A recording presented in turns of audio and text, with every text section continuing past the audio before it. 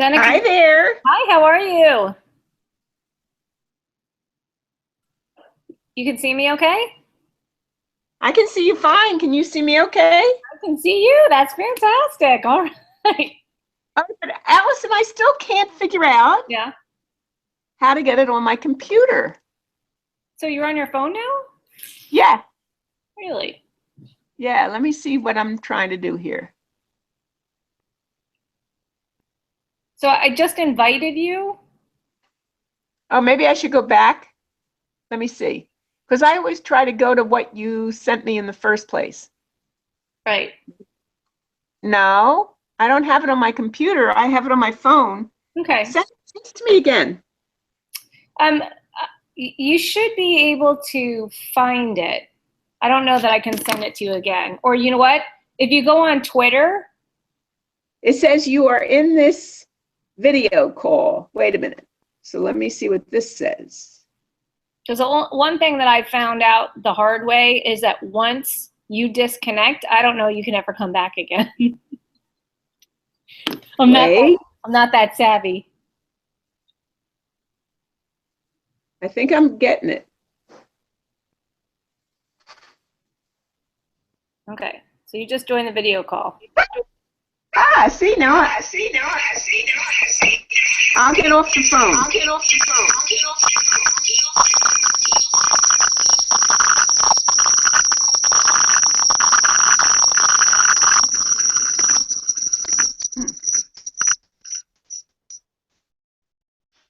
Bena? Yeah, wait a minute. I'm trying to get off the phone.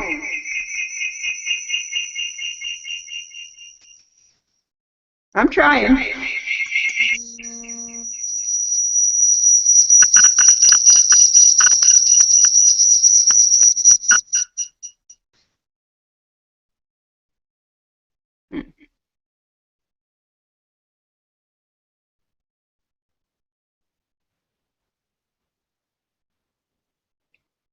You're still on the phone?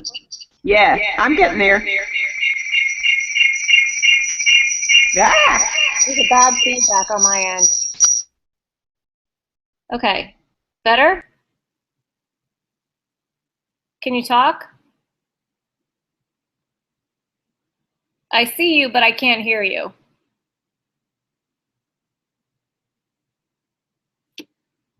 Still the same thing. Can't hear you.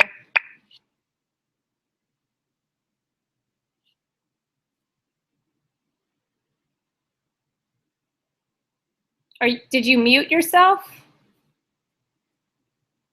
If you scroll up to the top of the screen, you'll see the mute microphone. Maybe that's something that happened to you. Oh, you are muted, Bena. I see. There you go. Talk now. Can't hear you. Now I see you're muted.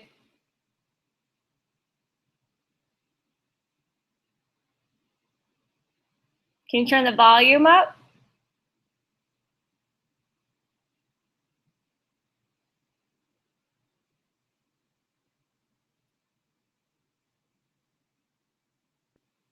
Can't hear you.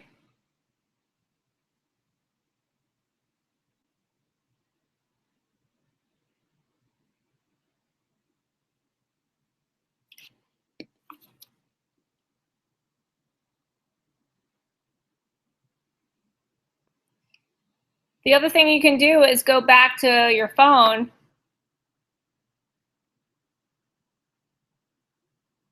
I can't hear you. You probably have to text me.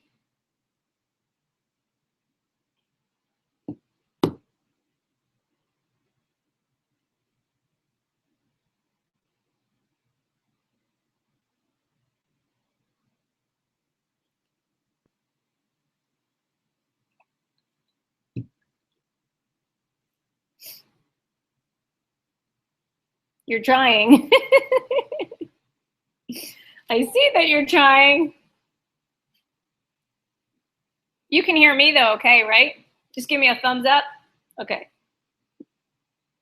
That's right. Maybe we should mime the whole thing.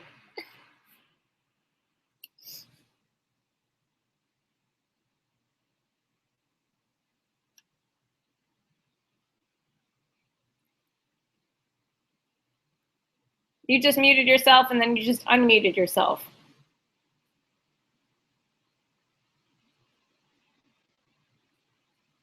Let's see if I can control it. Oh, hold on. Bena, can you hear me? About now? Can you talk? Yeah. I got nothing. Can't hear you.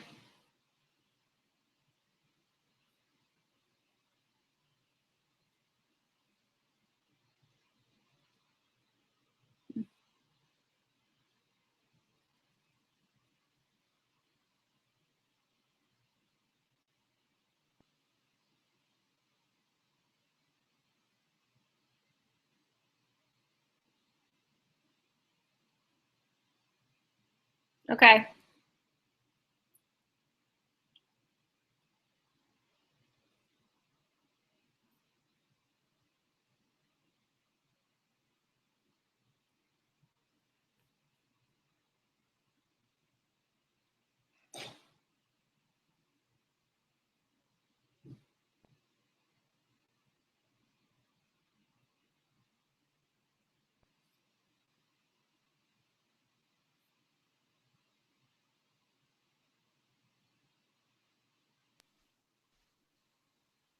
Okay. So I see you.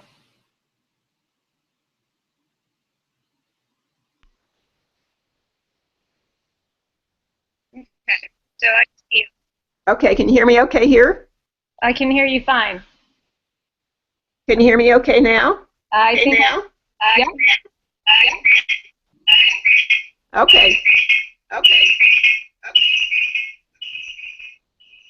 I just want to get rid of that echo. How are we doing? Okay. Now the echo's one. You can hear me, right? I can hear you, and there's no echo, which is fabulous. Right. All right. Yeah. So I'm going to start sharing my screen. So, screen share. And I want to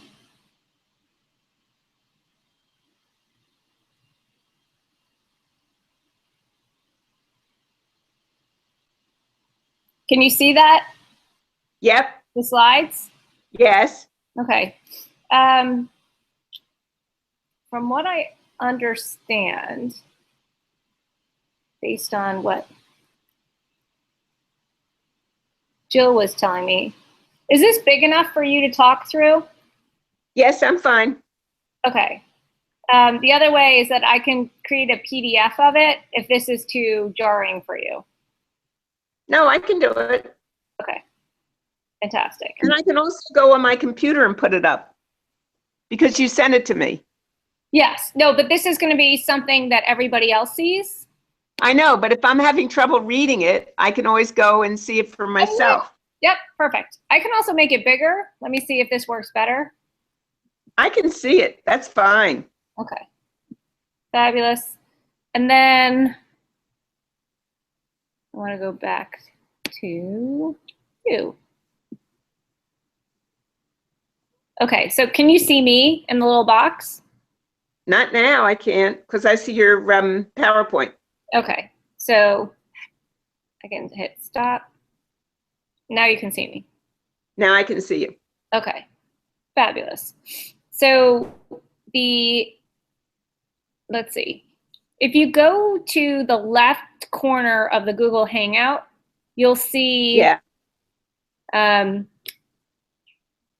It is not screen share.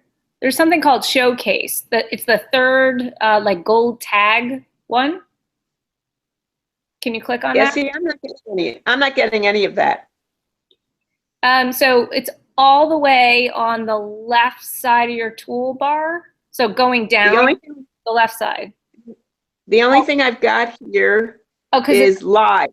Yeah, because you're doing it on your phone. Right. Okay. Never mind. You know, I could try. I could also go here. No, I mean, I think it's working fine right now. I just don't want to mess around. We got like a minute and a half Okay. before we start. Okay. I'm good. Let's just do this. Good times. And thank you for doing this with me. Happy to do it. Hey. You're my bud. That's right. So Zoe helped me set up the Google Hangout, and she looked at what I was doing. So I put your picture on it, and then I typed in the connection between personalized learning and habits of mind. And she said, Mommy, you're working with somebody that's doing habits of mind? And I said, absolutely. I'm working with Bena Kallick. And she said, oh, I'm so tired of them.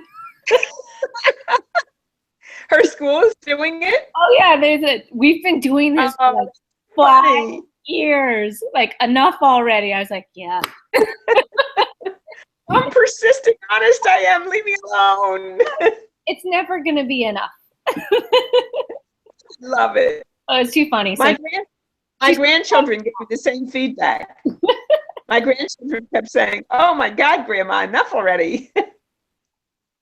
Well, and my son started doing some writing in the book, and he's like, Mom, you're asking people to do more projects. I hate projects.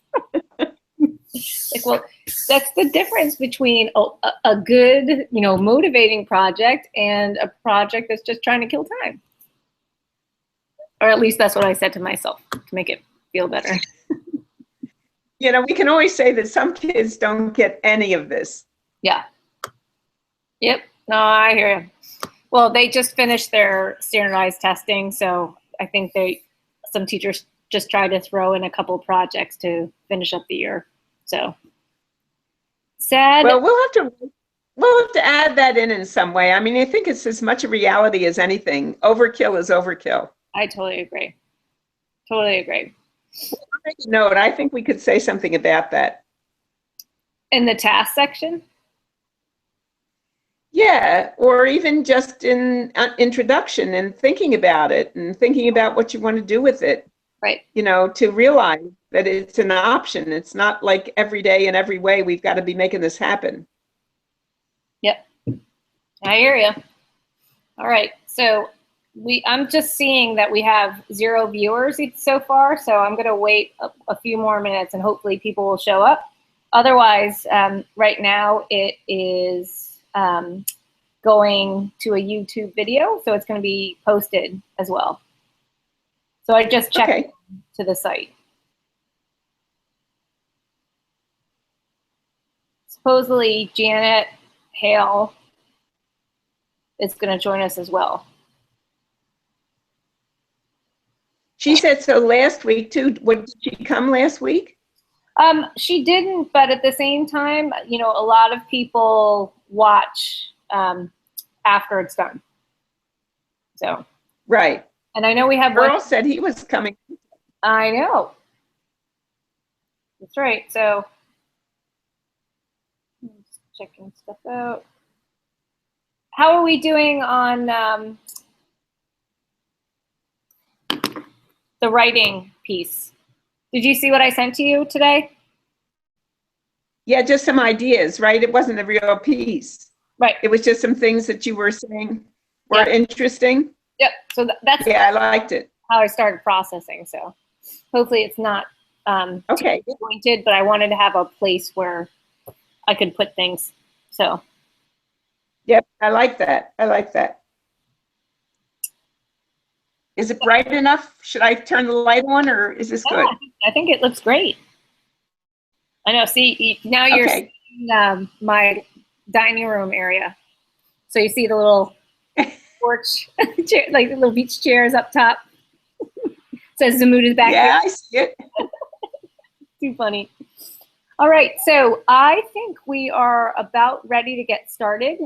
For those of you that are just joining us, if you could introduce yourselves in the group chat, or you can use the question and answer feature at any time. So we're gonna start in about 60 more seconds.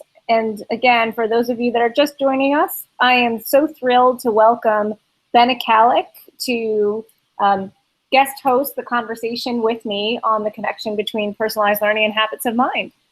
So that being said, I think we're ready to rock and roll. I know that Darren is joining us right now. So thank you, Darren. And we're going to start. So in terms of seeing the materials that we're going to play around with in the 20-minute conversation, they can be found on learningpersonalized.com/webinar series.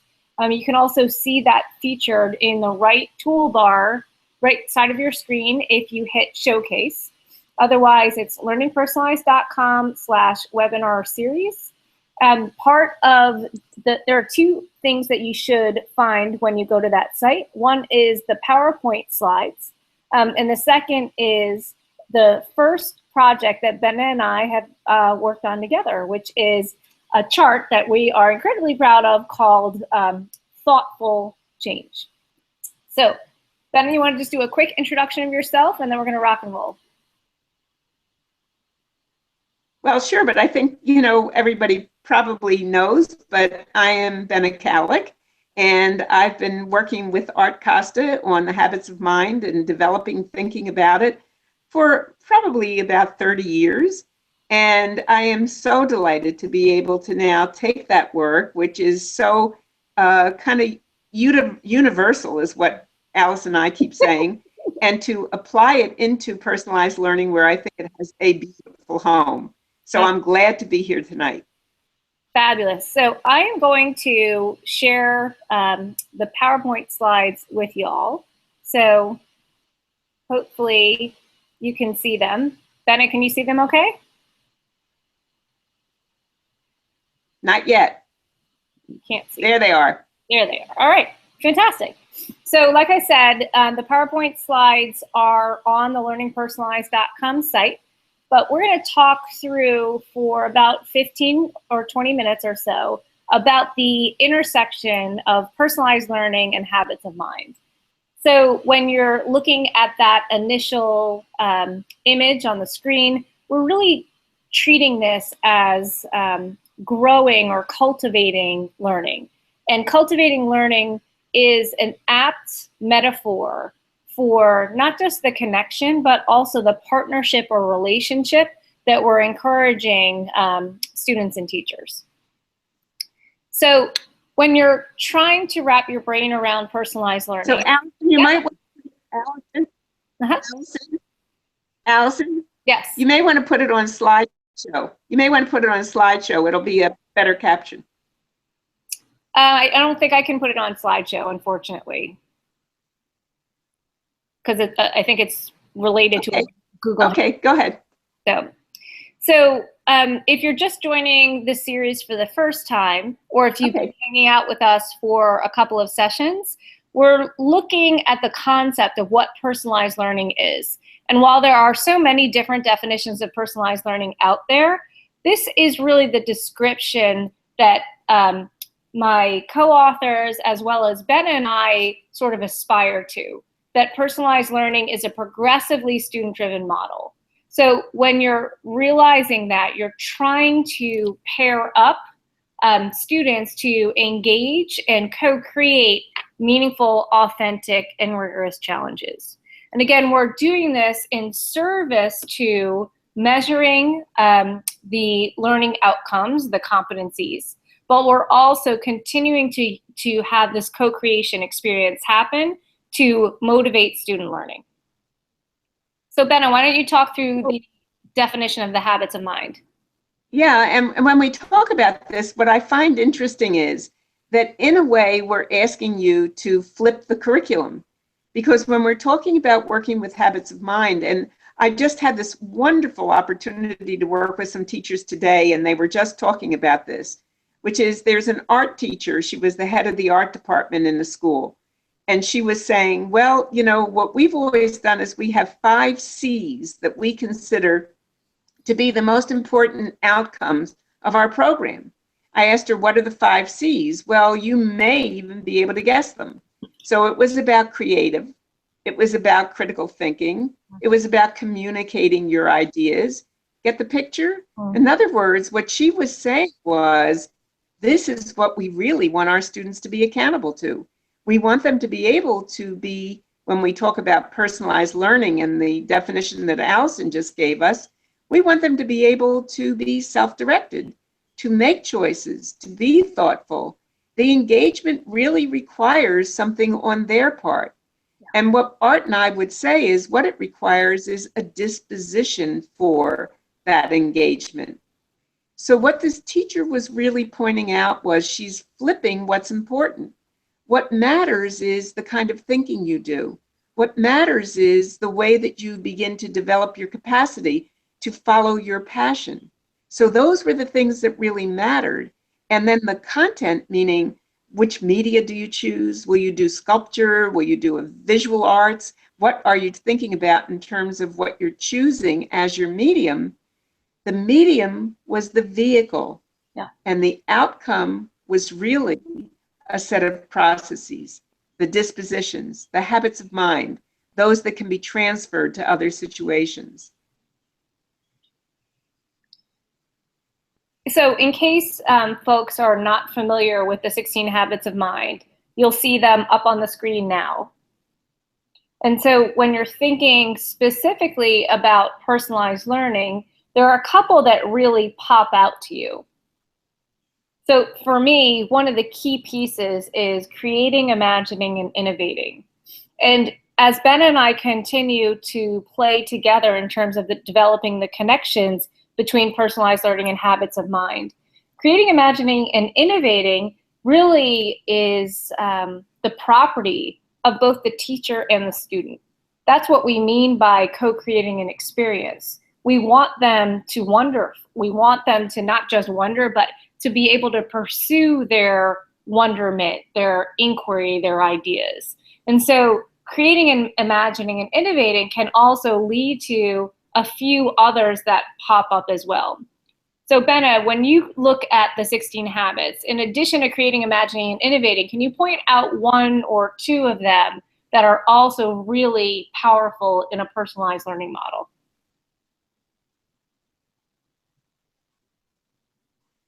Well, I think especially, of course, because as the teacher said today, which I found very interesting, she said, the kids really struggle to find that which they want to pursue. They have to really mess around a little, explore, think about things, which leads me to say you need to be thinking flexibly, and you also need to be persisting. You can't just say, my first idea is definitely my best idea. And so I think that the kinds of things where you're really struggling to figure out what is it that I want to pursue, what am I willing to take a week or two to really investigate and to study and be immersed in, it takes some persisting, some. Absolutely. And, you know, when you're comparing that to a very structured hierarchical learning environment, typically the dispositions that are geared around that are things like striving for accuracy or thinking, communicating with clarity and precision. So again, those dispositions are helpful, but the notion of combining a co-creative like moment with that capacity to think deeply, to question and pose problems is something that we are really striving for. So this is the basic explanation of how they fit together.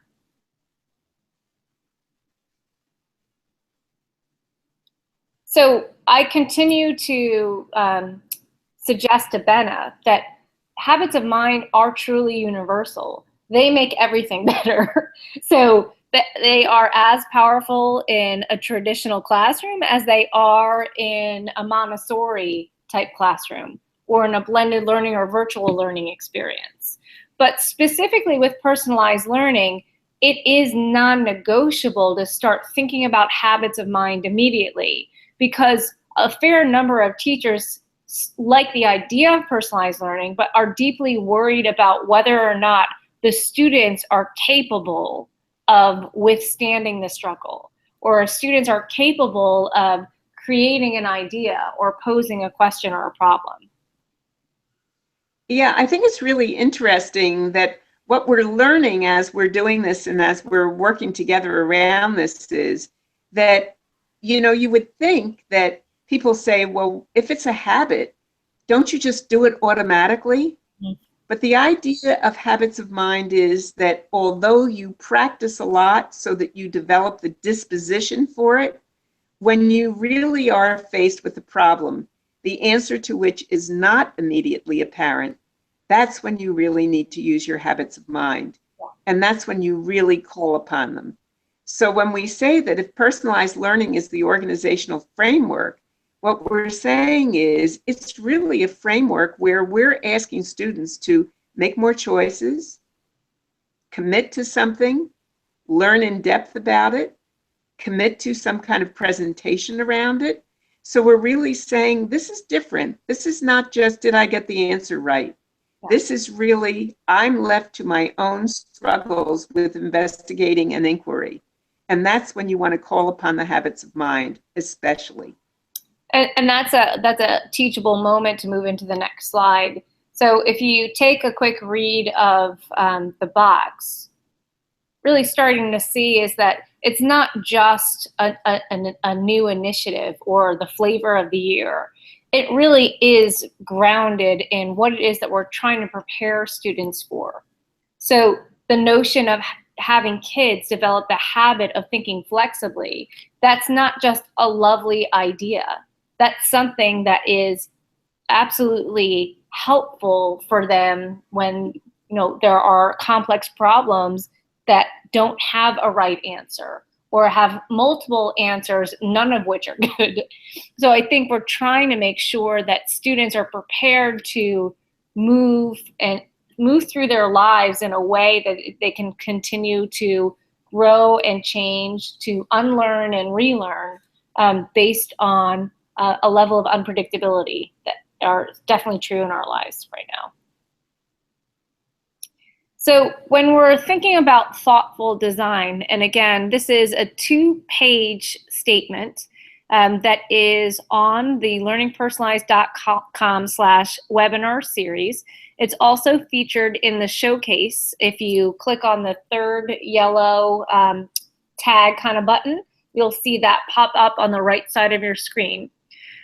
We wanted to try to take the elements of personalized learning that were established in the book that I just wrote called Learning Personalized. So we were taking those elements and then thinking about the key reflective question, which is underneath that first column, and then trying to determine what's the student-driven inquiry and creation in that second column, and thinking also about the role of the teachers. And then finally, in the third column, we're identifying the necessary habits of mind.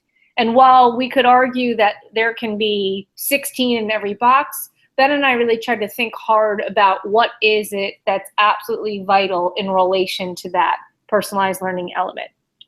So we're going to go through just the first page of that, focusing on task, audience, evaluation, and feedback.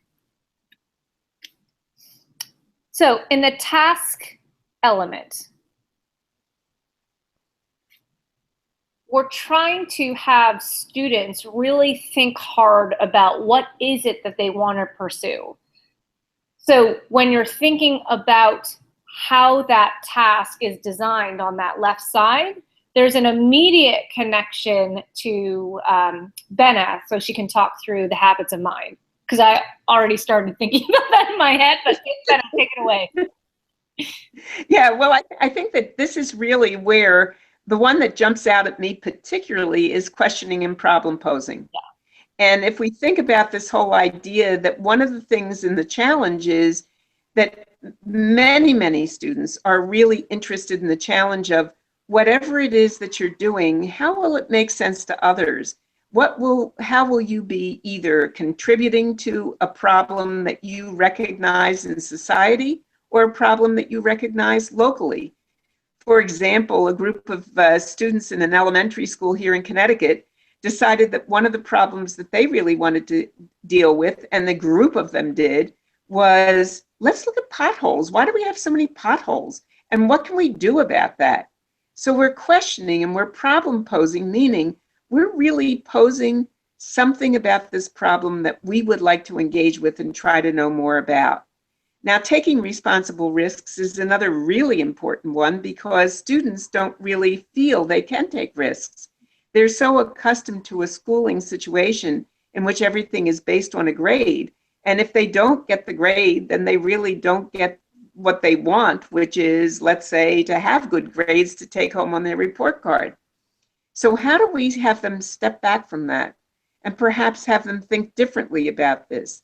That taking a responsible risk could, in fact, be something that you would be looking for and trying to accomplish. So if we, again, flip and think about this question, maybe what we're looking for is evidence of where you took a responsible risk and really took a chance, not only on the work, but on yourself. And so with each of these elements, what you see in the left side statement is really the far end of the continuum, where students are doing the work of questioning and problem posing and applying past knowledge to new situations. And clearly there has to be some gradual release of responsibility so that students are capable of doing that. But as Bena suggested, that students can do that at very young ages. It's not necessarily a developmentally appropriate concern. It's much more about their comfort with challenging and persisting situations, especially when they've not been accustomed to thinking that hard or thinking through significant challenges and taking responsible risks. So we're going to move on to audience next. So take a quick read of the left side. So here, the students are engaging with an audience, and the audience goes way beyond the teacher. The intention is that the students can interact with the audience, not just to share work, but also to have that work continue to be informed by the audience themselves. So audience can be an expert. Audience can be a group of their peers. Audience can be community members. So the connection between audience and task, if I'm working on a community service project, the audience is actually perhaps the people that I'm working with or the people that I'm trying to help or trying to organize an event for. So audience isn't just me standing up in front of the audience, in front of a formal audience and presenting my findings. Audience can also be a much more dynamic interaction where the students are contributing to the design, the creation, and the execution of a shared project. So it's really, yeah, I just think that, when we think about audience, it's so fundamental. It's what we learn when we teach writing. It's like we have to really think about who will the reader be, and the reader of any medium that we're really presenting from. So it's very important also because it helps our students hone in on those communication skills so that they're not just doing a PowerPoint with a lot of text, but they're really considering, like, what does someone really need to see and to know to understand the point of view that I'm trying to get across. Very critical and very sharpening of the communication skills. So we're moving on next to evaluation. So again, I'll just pause for a moment so you can read the left side of the slide.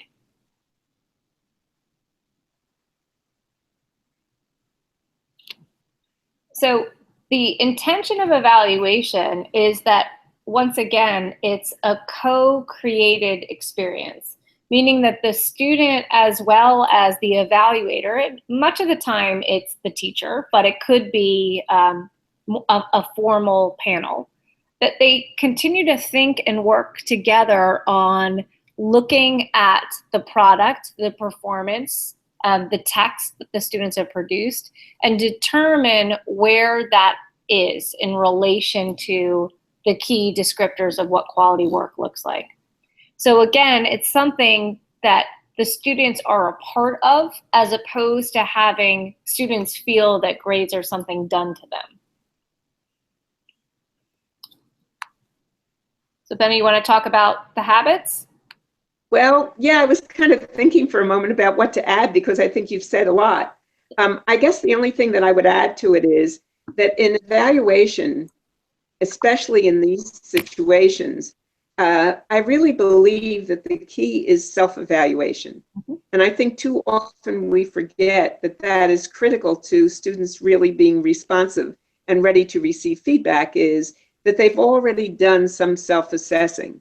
So it's important as we build the habit of not only striving for accuracy, but also thinking about that feedback spiral, thinking about now that we've done this, what do we see? What can we learn from it? How do we understand it? I think it's really important, in my mind, for the student to present their own evaluation of their work even before they get the evaluation from the teacher. Uh, Absolutely, and I So think we often ask students to just, if you had to grade your work, what would the grade be? If you had to look at the rubric that we've given you, what do you see in this and how do you evaluate what you see in this? The better you get at being able to really look at your own work and understand what it is and how it works, the better you're going to get at actually transferring, learning, improving. yeah, and oftentimes the legacy of student work is the skills that they gained as opposed to the product that they created. So when you're trying to transfer that learning experience to the next unit or the next year, it's a cumulative moment. So the notion of self-evaluation that Bena was just describing is incredibly important because you're trying to have kids not only be invested in describing the work accurately, but also determining goals that they want to take action on in the next unit or the next year. So the final element that we're going to talk through is feedback. So when you're looking at the left side and thinking about what we mean about how feedback promotes growth, we're looking at students to be open to guidance on how this work might be better. But at the same time, the student is still very much in control over the next step, the next action. So again, the goal of feedback is really trying to describe what I see well as a teacher or a peer or a coach of that type of work. So Bena, how does that connect to the habits? Well, it's really important. And, one of the things that I keep observing as I work with people around feedback is it's important to learn how to receive it, not just how to give it. Mm-hmm. So when we think about this idea of listening with understanding and empathy, which of course is to feedback, it often is really important to be able to listen to what the student has to say about their work before you start to do it. I often think about Joe Harry's window, which some of you may be familiar with, where the first thing is to look at the window and to say, as the metaphor is, to look at the window and to say, what is it that you see in this work that I also see in this work? Then the next is to say, well, I have a different lens on it. And then the third window, which is, and what is it that you would like to tell me about your work that I may not be seeing? And then we have that opportunity to really be listening together. Feedback is really important, but it also is that the receiving of the feedback is always sensitive to the individual and what they're ready to hear, as well as what they can remain open to continuous learning. So this is our end point of the conversation. So this is a quote that Bena and I found and continue to love the idea of. So take a quick read. But the spirit of the chart that you can, again, download on learningpersonalized.com/webinar series is trying to cultivate a classroom culture that engages both teacher and student in this learning partnership that Bena and I imagine. So parting thoughts, Bena? I just think it's really important together. And I feel so privileged to work with you, Allison, in figuring it all out. And you see that we are remaining open to continuous learning. We hope you are too. So thanks again, Bena. Thrilled that you could join us, for those of you that tuned in live. And for those of you that want to connect, again, you can get this on the learningpersonalized.com/webinar series site, or I can tweet this out. So looking forward to our final session, session 5, and Jill Thompson will be back to host that with me, talking about how to lead personalized learning. So thanks again, and glad you were listening. Thanks, Bena. Appreciate you. Bye.